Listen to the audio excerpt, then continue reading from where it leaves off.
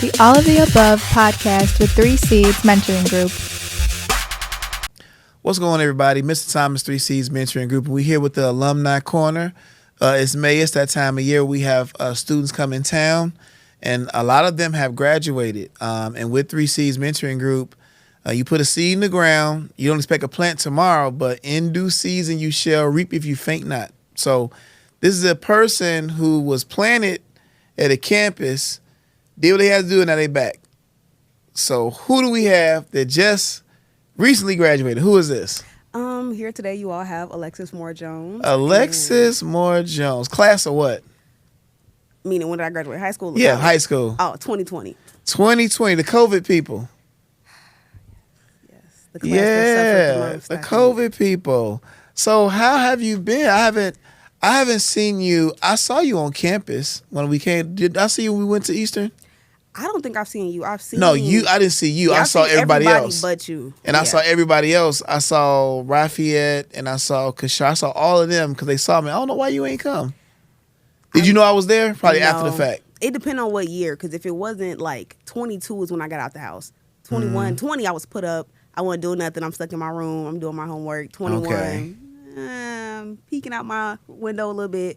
But come 22 is when I start stepping out and like, oh, how you doing? Come on. You know. So I see people. Yeah. So how was Eastern for you? If you had to put your 4-year experience at Eastern in one word, what would you say? In one word, I'm going to use a big word because I know what I want to say. Influential. Influential. Why would you say that? The person I was when I came to Eastern versus who I am today, 2 completely different people. And I attest a lot of who I am today to the time I spent at Eastern. Now, was that time hitting the books? Not all the time. Was that time being focused? Not all the time. But I spent a lot. I've been there for 5 years. I was supposed to leave in 24. I've been there for a long time.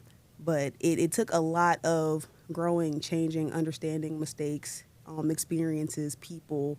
It took a lot to get to where I am today.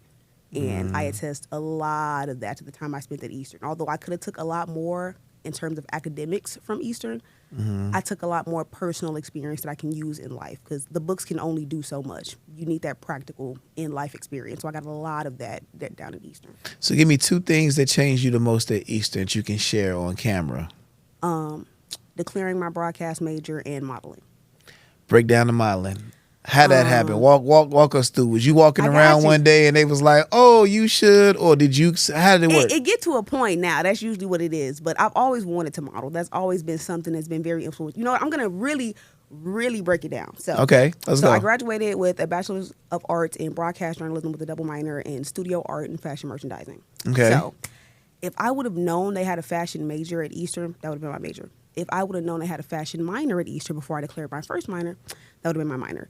Quite frankly, fashion has always been my thing, and it wasn't until I started getting my own money at like 17, 18 when I really started to dive into my love of fashion. But this year specifically, this academic school year, 24-25, is when I declared my fashion merchandising minor. So I had just enough credits left. Okay, so I'm doing a broadcast thing. I've been doing broadcast for about 3 years now at this point. Studio art minor, cool.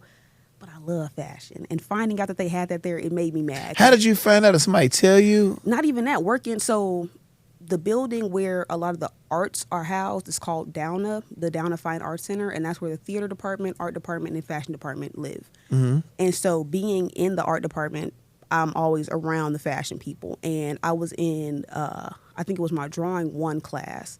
My professor was like, hey, so one of my students, she's looking for a model, preferably like an African-American model, because the student, she's African herself. And she was doing like a whole spread. She made like 3 individual outfits that more or less track the growth of women taking their power back in terms of what they wear. So it was a whole concept. That's nice. And so my teacher was like, yeah, shit, Alexis. And so she connected us, and that's my baby. Samira, that's been my girl since that first day. And she told me, if you ever need anything because you helped me with this, I will help you through and through and through. And so that was one of my first links into there. Some of my journalism friends are actually, well, one girl I knew specifically, she had a fashion major and a journalism minor. And so we would have class together, woody woo. And towards the end of my fourth year, I was just like, okay, I need to do this. I need to do this. I need to do this. I have some resources. I know some people. Let me see what I can do. So I went around asking every person I knew in the fashion department, what does this curriculum look like for you? Is this a very hard course load? I think I have enough time to pick this up and add this minor before I get up out of here, but this is my last year here.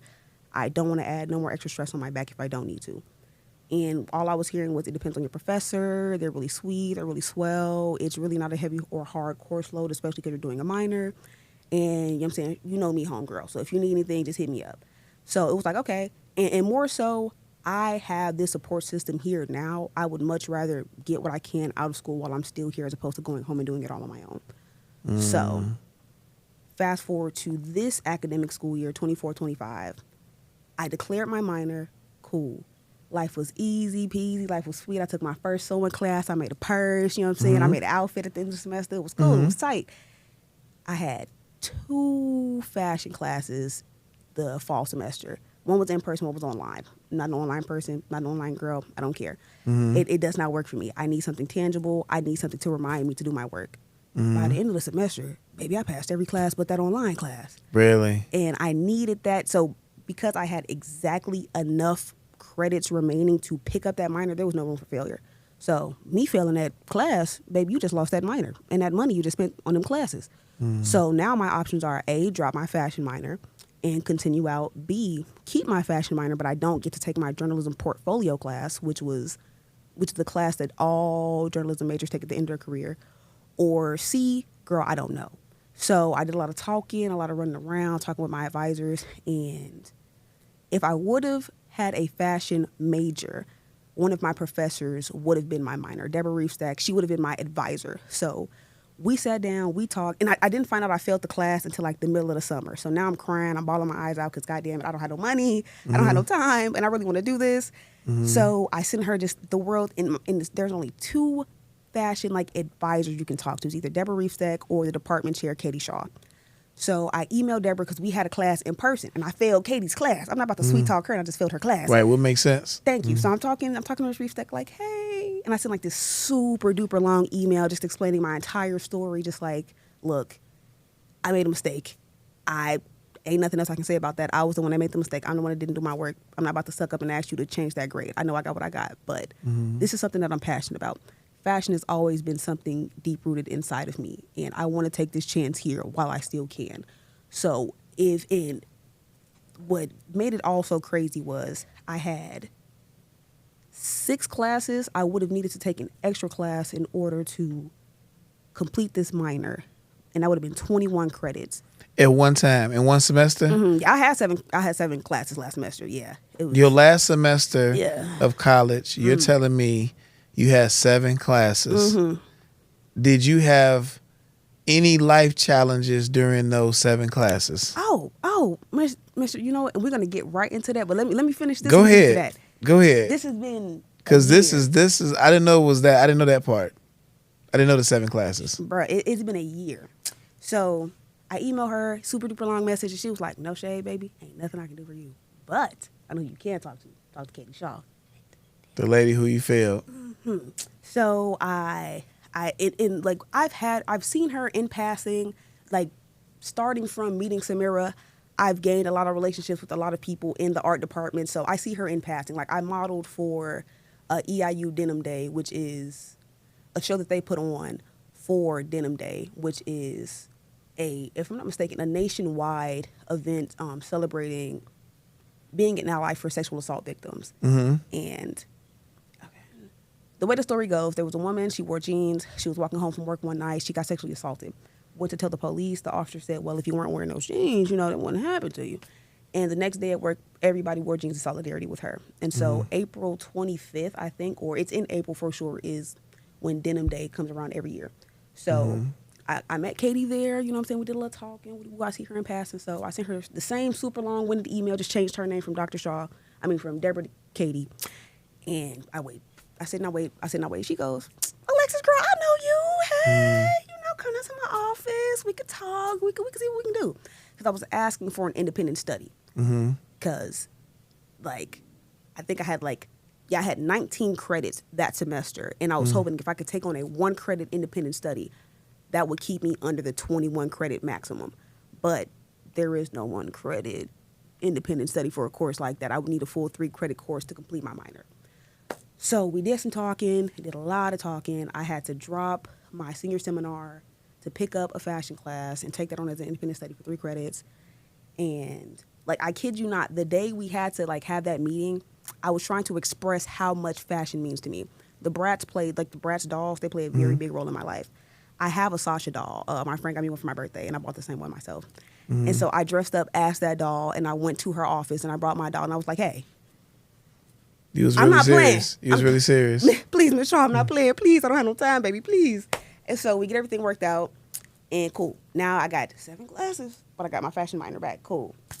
So, and that is at the start of the spring semester when I have to do all this. This spring?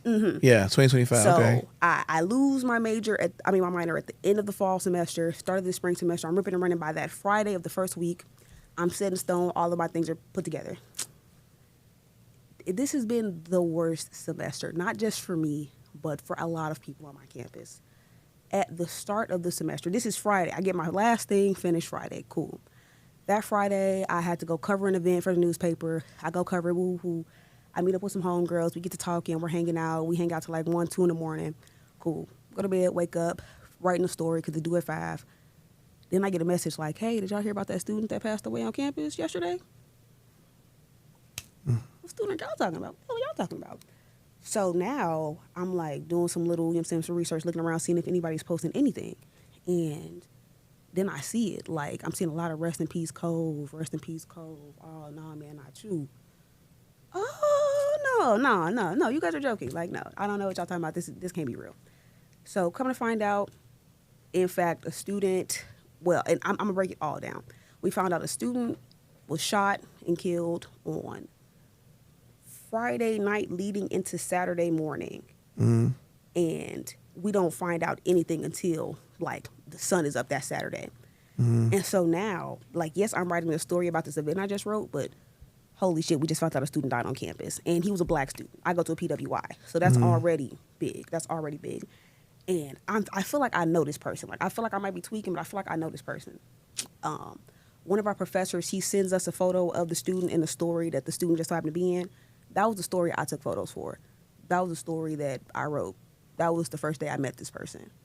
And it was just like, I just got hit in my stomach. Like, oh,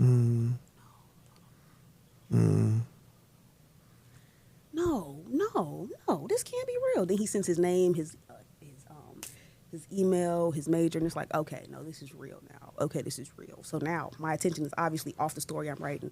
And I'm just doing research. I'm trying to find out what's going on. Who knows this person? What's happening? Fast forward to a little bit later in the day, they decide, some people who knew him decide to throw a balloon release. So I'm hitting my editor like, hey, look, I know the story due at 5, but I really think somebody should be covering this balloon release. And I don't know if anybody else is, but they're doing it outside of Lawson. I live in Lawson. I'm right there. I can walk right over. Like, I can go take care of this. They said, you know, shit, do you? We still don't need that story, but do you? Go. So, and I was taking photos for the event that I went to the night before. So I already had a camera. I got everything I need. So I go down. It started at 8 o'clock. I go down to the basketball courts where they held the balloon release. And it was just awful being there. It was so awful being there. And at this point, this would be my 3rd story I've written on somebody who's passed away in Charleston. So it's just like, I know that I want to cry personally, but I didn't know Cove like everybody else knew Cove, you know. We just became like cool that school, that academic school year. And we didn't talk a lot, but like, you know what I'm saying, that's the homie. So seeing the people that I know who did know him truly affected by this, I think that's what hurt me the most. I'm not hurting for myself, I'm hurting for my friends. And so, so I'm a part of this modeling group on campus called The Catwalk. And the president, seeing her cry, I heard her before I saw her.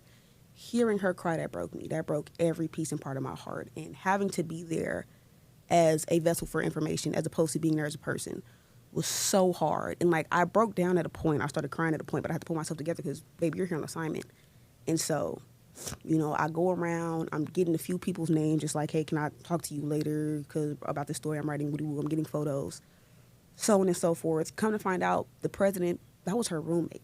I didn't know that they were that close. I'm thinking that's just like the homeboy. And I find this out because the person who decided to throw the balloon release, he was his roommate. So I find him, I'm like, hey, at some point tomorrow or sometime this week, can I sit down and talk with you? Blase Skate, be cool. So we scheduled to meet the next day, and I'm so anxious that whole day because this is so fresh. We are in,